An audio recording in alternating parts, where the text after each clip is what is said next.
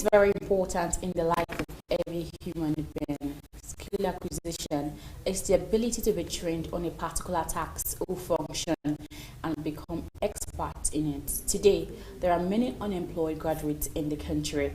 Hello and thanks for joining us on TV and Business Daily. I am Nigerian, and today we shall be discussing on the importance of skilled jobs to the Nigerian economy. But before we go further with the discussion, let's look at the business updates for today.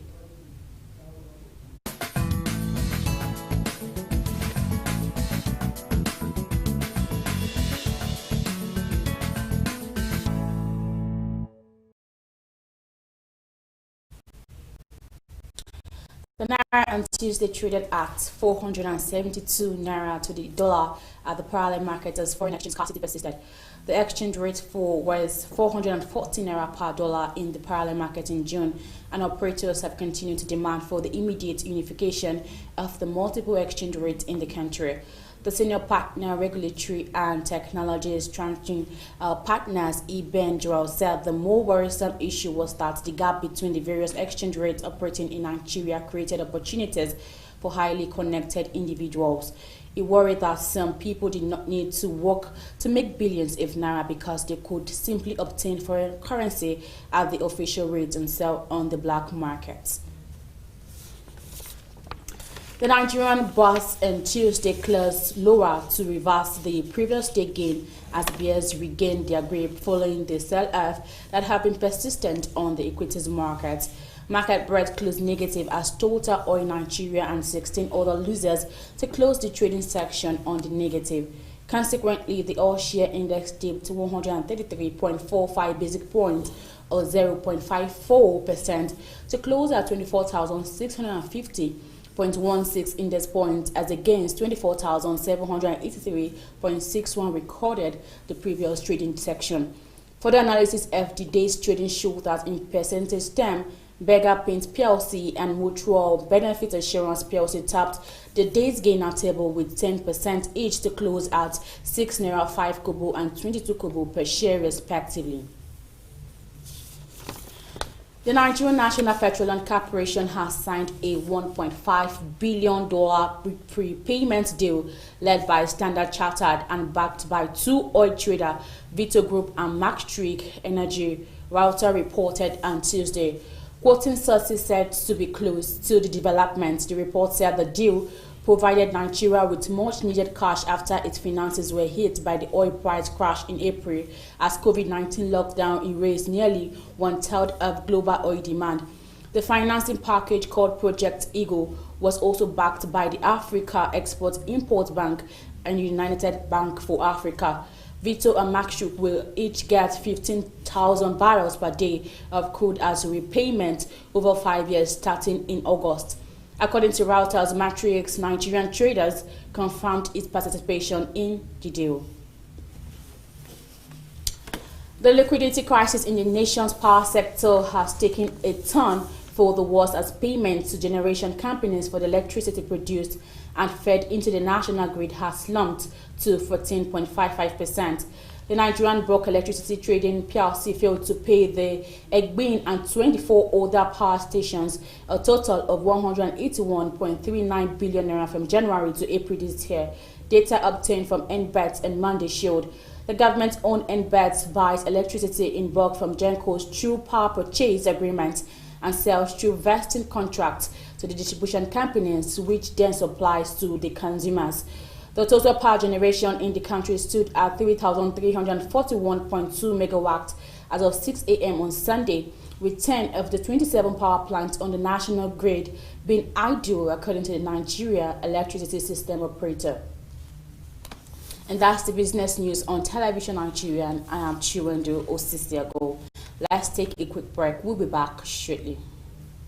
My name is Chiwendu Osisiago, presenter at Television Nigerian Business Daily. In a globalizing world, ours is to keep you engaged, informed, and educated on contemporary happenings in the business world. We therefore command a special audience of business-minded viewers who are eager to know more about business. I mean, your business. Why don't you take advantage of our special affordable offer to let the world know about your concepts, your goods, and of course, your services? You can call us on 080-3071-69 9059 or 070-3234-9054. You can also visit us at Television Nigerian in Guzapi, Abuja, and follow us on all our social media handles on Facebook, YouTube, and of course on Twitter at Television Nigerian. Your business is our concern.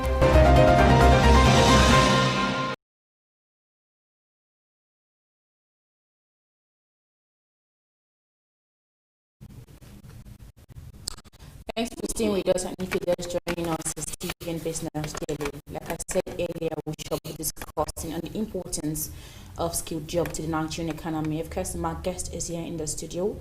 He is a human capital developer and the national president of Yahoo Nigeria, Comrade Chris Roberts. You're welcome to TV and Business. Thank you, Julian. Yeah, it's good to have you today. Thank you. And how was your journey? Yeah, we're fine. All right. Okay, so how have these skilled jobs improved the Nigerian economy? Really, skilled jobs have not done so much to the economy, not because the sector on its own is not, important or it's not lucrative to every economy, but because on the mentality of the government and our system has not really, embraced the importance. Something happened within the Nigerian economy over the years with the advent of the crude oil discovery and the taking over of the crude oil of the economy by oil-related revenues. It made it in such a way that every other form of job that was outside the white-collar job was put down. So because of that, skill-based jobs were looked upon as secondary or low-class jobs or low-class things. Every Nigerian child, every Nigerian family wants the first step to be go to school, get certification, go for national service, then search for a white-collar job. So because of that, the effect, the importance, the significance of a skilled job that is supposed to have reflected in the economy, especially on the area of productivity, is not having been, the way it should. So are you saying it's adding to our GDP at the moment? The extent that skilled jobs, looking at our population, is supposed to be reflecting on our GDP is not there, because the enabling empowerment, the enabling environment, instrument that particular sector needs has not been put in place. So what do you think the government can actually do to put these things in place? One thing that the government must do, because every society grows, or the values of every society, what they prioritize depends on their educational system. There was a time some years ago when we were children coming up, we used to hear schools like commercial schools, we used to get vocational schools where people go learn things like carpentry skills, like furniture making skills, like aluminium making skills, down to this time now when we are now into the age of the digital skill, because that's the skill base for this day, the tech and the digital skill. But in our schools, how many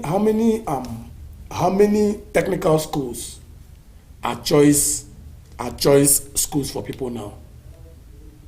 Polytechnics or technical school, polytechnics at the tertiary institution, or technical school as at the secondary institutions.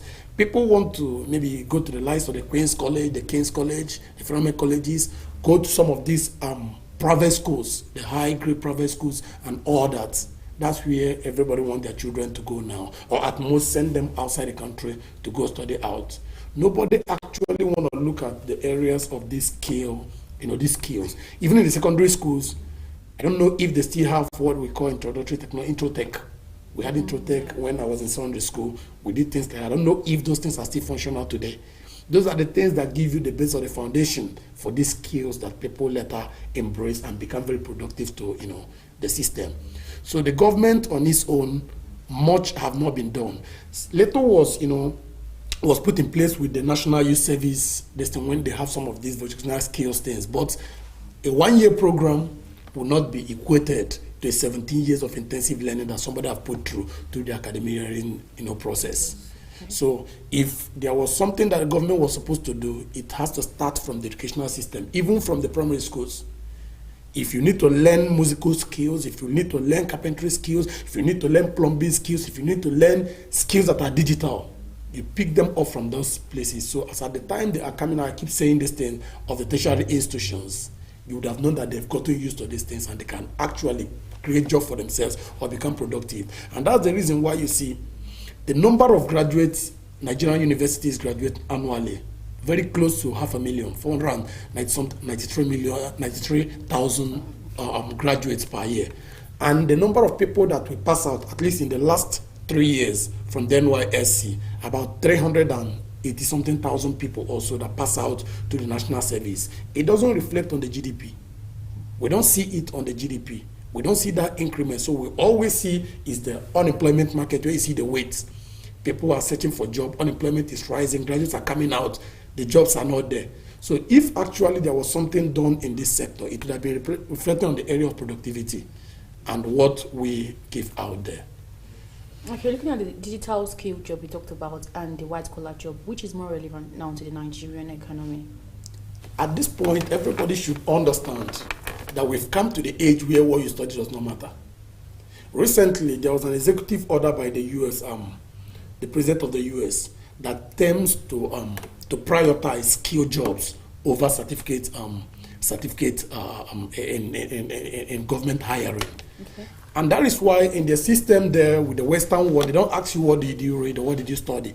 They ask you what can you do. You say you can drive, they give you a car key. You say you can do this, they take you there to do what you say you can do. They don't ask you what, here in Nigeria, they don't care what you can do. They're about what you studied and the certification you have. So at the end of the day, we have people that have very, very beautiful certificates. You see people's CV and the number of, things and things they say they can do. Put them in the office, they become very, very unproductive.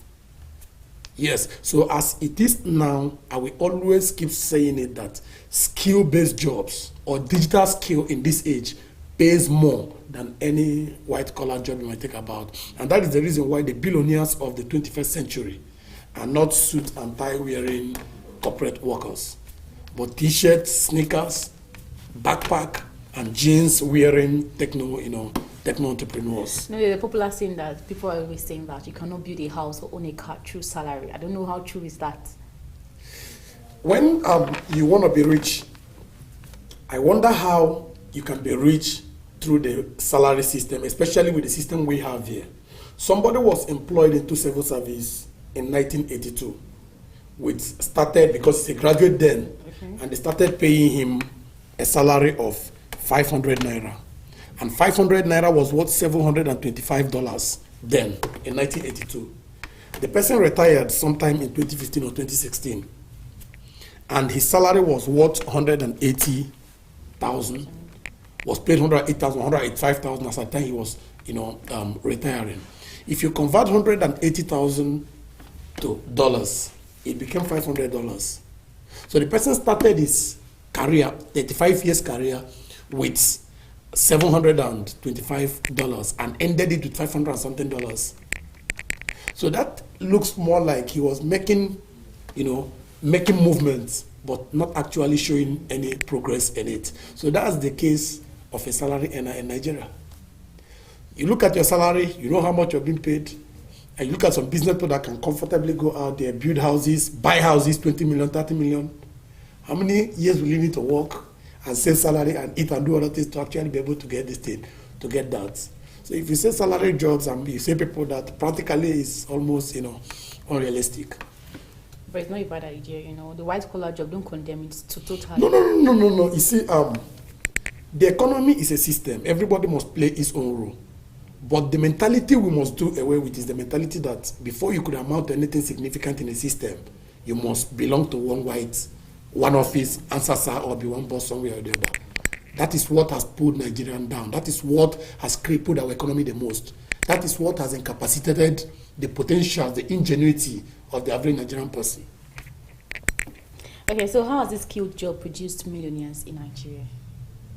Skilled job produces millionaire in Nigeria because everywhere in the world, the price of goods and services are determined by the factors of demand, the forces of demand and supply. In Abuja here, for instance, the supply for salary jobs, for certificate jobs, the supply for certificate jobs is higher than the demand. So the value or the outcome, the incentives that come out of it becomes low because it's too competitive. But the demand, the supply for skill-based jobs here is lesser than the demand. The demand is higher. So the price that people earn from all these things are higher also. Then when you try to narrow skill-based jobs to digital skills, you understand that digital skills now is trendy. There is this diversification, or there is this transfer from the conventional way, the analog, the conventional manual ways of doing things, and it's going toward the digital approach. And it's something that is a global thing. It's happening everywhere. So it's presenting an unlimited opportunity to people. And the unlimitedness of such opportunities comes with incentives also. So likely, people are most likely to connect into it and make a lot of this thing, and make a lot of resources from it, a lot of money, or become millionaires from there, because you are not limited to a particular vicinity or a geographical, location. You can be somewhere doing something almost everywhere. You see it. So when you look at it digitally, somebody can be here in Abuja and be working for people in that country, working for people in 3 or 4 countries. So you can't equate his earnings with somebody that need to physically work in one place and all that. So these ones are likely to get more money. And they can also attract foreign currency. So you know what you were talking about the parallel market now, about 427 naira. If you're working as somebody, maybe at the end of a month or at the end of a week, and you're earning close to $2,000 or $3,000, if you translate to a millionaire already in a month. So that's that. It's not rocket science. Okay, you have spoken more on this than digital skill jobs. So how can companies actually promote these skills in their companies? There are a lot of both nationally and international organizations that develop people, do trainings on digital skills. Digital skills, both for entrepreneurial skill and for employability skills, which means if you're working for an organization, as workers in an organization, it's a responsibility domicile on the management of every organization to ensure that you improve your staffs. You outline them with contemporary skills that enables them to be functional wherever they are and also become more productive for the organization. So companies could be able to tap into that. These things are available. People are doing these trainings. If you see the cap I'm wearing, you can see TEEDS on it. TEED is Technopreneurship and Employability Development Scheme. So that's exactly what we are doing with TEEDS. We have almost about 20 programs that we did that centers around tech and digital skills, that we train people, we develop them and empower them, move them out, deploy them out to become productive in their chosen fields. So those things are available. All right, so what are the challenges exactly there? There's the skilled job must always have challenges. So what are the challenges the skilled job will have? Well, it depends on the particular job you are picking up with. But generally, if you are trained on a skill, let me say as a website developer or a graphic person, you're trained as maybe as a forest trader, for instance. Initially, because you might need some level of capital, even if it doesn't require equipment. Some of these jobs require you to buy equipment, and after your training, then gradually you start creating the awareness until people get to know that exactly this guy does this very, very well. So from the beginning, just as it is with starting a business or starting anything, you're going to be struggling from the beginning until you are able to create your niche and establish also the fact that you are good in that area. So that is one of the challenges, the starter challenge. All right, thank you so much, Comrade Chris Roberts. Okay, before we go on a quick break, can you highlight some of the skills in Nigeria today? There are many of them. Okay. There is a skill around the solar tech development. People that design solar systems, people that procure the accessories, people that install, people that repair and maintain. One person can actually do that. There is also opportunity in CCTV market. Because of the security challenges we face everywhere in the world today, people want to have a first-hand information of whatsoever is happening in their environment. You are at work now. You might like if you know that there is a technology with which you can use your phone to be viewing what is happening to your children in their school or at home. You want to do that. So the CCTV has that, has information on that. We have access control. Access control is also a security device that you install into doors, you install into entrance of places. I've said it here before. You get to some hotels that use a card to open the door. You get to airports, you use remote to open gates. You see a barrier open, a car passes and it comes down again. You see the traffic lights, they are controlled. Those are access control. These are skills that people can acquire. It's needed in almost every city. You go to places, you see them. Some of them are powered by solar and the rest of them. They are skills that anybody can acquire like that. There's another one we call trackers. Trackers are installed into cars, they're installed into vessels, they're installed into other important things that people want to have secured. So wherever they are, you could always know their location. Maybe you have a vehicle, you have a car running for Uber or something like that, that you want to know the, the activities of your drivers and all that. You could get that. We have forex, we have digital marketing, we have website development, down to drone technology. You know drones? Mm-hmm. They use it in some of all these weddings to snap pictures. You see some pictures, somebody coming to a city or a stadium and snap a picture that you're seeing the whole city. It's a drone technology. So these are things people can, capitalize on. Actually, some drones can deliver this in delivering companies. We are here now, you want to deliver something at Asokoro, or you want to deliver something in at the airport. You can control a drone from this place to go and deliver a parcel that place. Even down to where you're living, without actually going through the traffic challenges. Anybody that comes into that sector now, acquire your own drones, program it to be able to deliver parcels, deliver letters and all that. You'll be here, you program it, in the next 10 minutes, it has gone, delivered, and it's back.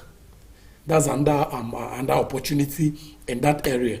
So we have things like graphic design. And these skills are one of the most underrated skills. But I had an experience some time ago. A friend of mine, a consultant with our organization, designed a system for a bank in Nigeria, a commercial bank in Nigeria. And that system, that work came as a referral from the US. He did it, and when he was done with the work, he delivered. They were very satisfied with the job. So the person that gave him that contact called him and asked him, "Are you done with the job?" He said, "Yes," he was done. He said, "How was everything?" He said, "They are fine, they are satisfied with everything." He said, "How much did they pay?" He said that they paid 2.8 million naira for that job. The guy was crazy. He said, "Why? Why will you accept 2.8 million naira for the job?" He said, "I did their logo. I designed their logo. And their logo that I designed was worth almost 10 million naira. Yes. He designed the logo for almost 10 million naira. This person built the system for 2.8 million. You see that? That is telling you that as common as that sector, the graphic design, where people design complementary car design, logo, and all these things, my logo. Somebody can design a logo and get 10 million naira for it. And another person works for 2 years or 3 years, he will not be able to account for such money. So these are some of the skills. There are many of them. It breaks down to robotics, because most of the works that people were doing, even when we're talking about the skill jobs, driving skills, managing equipment and machineries and all those, people have begun to program robots. At a time, some time ago, if you walk into a bank in Nigeria here, you will see teller attendants, more than up to 10, 12 teller attendants on a line like this. But today, you walk into some banks, you won't see even up to 5. Maybe 3 or 4 of them are on the teller attendant this thing. Why? Because there are ATM machines today that can be able to disburse, give money to people. And there are ATMs also that can also receive the credits, that can receive deposits. So as that begins to happen, people are being laid off, because companies will ordinarily want to acquire these machines to do it technologically, because it's more economical and the place of accuracy also is more accurate than human effort. So these are other areas. So there are a whole lot of things that opportunities that anyone can capitalize on the digital field and become very productive also. All right, thank you so much, Comrade Chris Roberts. Let's take a quick break, then after the break we'll continue with the discussion. So stay with us.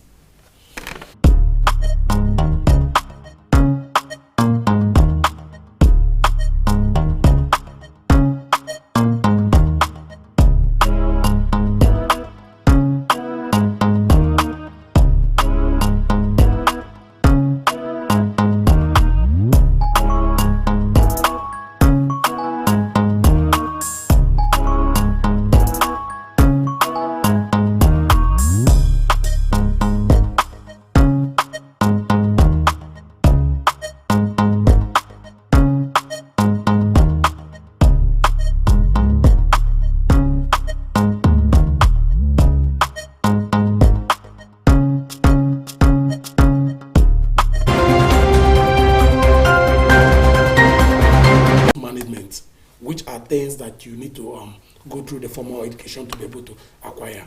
So I am not advocating for, because myself, in as much as we are into skill development, we are into capacity building and human capital development and all that, we are also educated to an extent with certifications and all that. So what we are advocating for is that they should be carried along. Immediately children have been admitted to schools, even from nursery school, from primary school up to 5 years, 6 years, begin to teach them coding and programming. You see, teach them coding and programming. As they rise up to primary 4, primary 5, begin to teach them graphic designs.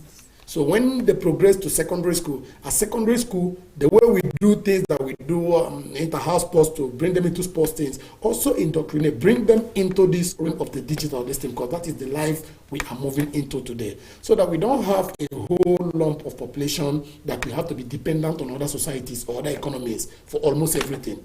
You don't know how much Facebook earns from Nigeria. Blockchain technology that came in newly, this Bitcoin idea. I was searching through some of their listing yesterday when I realized that one Bitcoin have risen up to 5 point something million naira per Bitcoin.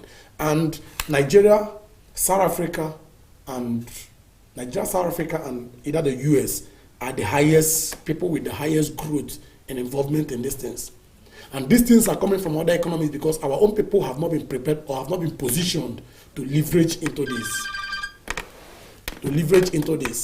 So these are some of the things that we need to look into. It's the younger ones that could be able to pick this thing up easily. As they grow over the ages, you don't need to look for a job for them because they find a work for themselves and do something that is worth. So can you advise someone to leave a job to acquire a skill? That is the important. In fact, the worst thing you can do now is to stand on the fact that you have a job. Mm-hmm. There is nothing like job security today. Because if you are not laid off or retrenched from your industry, other factors can make your industry irrelevant. I remember there was a time when it was a very lucrative thing to be a worker with the Nigerian Postal Agency then. But today, if you're staff there, how do you see it? Because other electronic media, electronic means of communications and others have taken over all those things. So wherever you are, today you are working with NNPC and you think you're in the oil and gas sector, you're doing well. Wait. I keep saying this since 2016, we keep saying it, that in the next 15 years, crude oil will not remain as a world strategic product. Then that industry will be dead. So if you are there and you've not earned yourself and that thing that you can diversify, you'll be injured. You just discover that you are becoming incapacitated also. Thank you so much, Comrade Chris Robert. So your final take? My final take today is that whatsoever you do, whatsoever job you do, whosoever you are, ensure that you have at least one digital skill that you can enterprise or monetize that can fetch you money no matter how it is. So wherever you are, look along the list and the rows of digital skills. Look at the one that you can easily do. Pick it up and begin to train yourself around that. Because nobody knows what tomorrow is going to be. But I see more of a digital life, and that's what we are moving towards. So you're encouraging youth now to have one digital skill? At least one. Don't just go and do soccer betting alone. The same skill you need for soccer betting is the skill that you need for forest. What about those that are working and need one skill? If you are working, no matter the type of work you do, there are works, you have access to your phone. Even if people have phones and they use it. There are jobs that you could be able to, on your phone, you're working somewhere, you can take up a job that doesn't need you to be somewhere else, but wherever you are, you do it. All right.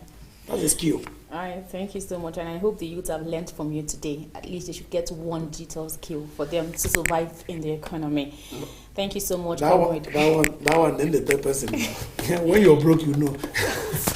All right, thank you so much, Comrade Chris Roberts, for coming on TV and Business today. It's good to have you. Thank you. And that's so much we have for you today on TV and Business Daily. I am Chiwende Osisiagu, and don't forget that you can follow us on all our social media platforms, on Facebook and YouTube, and of course on Twitter at Television Nigerian. To have a wonderful day. Bye for now.